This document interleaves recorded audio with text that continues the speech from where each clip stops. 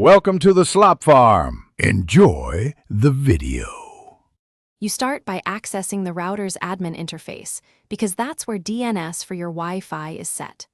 Once connected to the network, find the gateway IP via ipconfig or network settings and open it in a browser. Log in with admin credentials. If you don't know them, perform a hardware reset only after noting SSID and password. This preserves Wi-Fi settings. Make sure DHCP is enabled, so devices will receive the new DNS automatically when you update the server entries. Now you input the DNS servers. This is the core action. Navigate to WAN or LAN DHCP DNS settings and replace ISP defaults with your chosen addresses, public like 1, 1, 1, 1 and 8, 8, 8, 8, or a local DNS server IP if you manage internal names. Hit save and apply, and be aware that some routers require a reboot to take effect.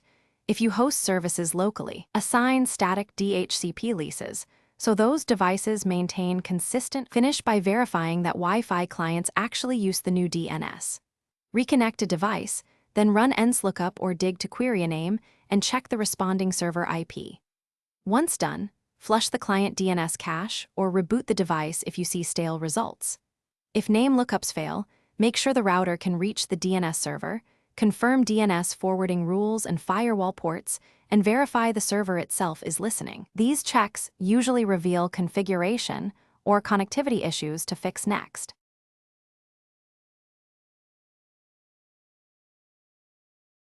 Thanks for watching. Consider subscribing if we helped you today.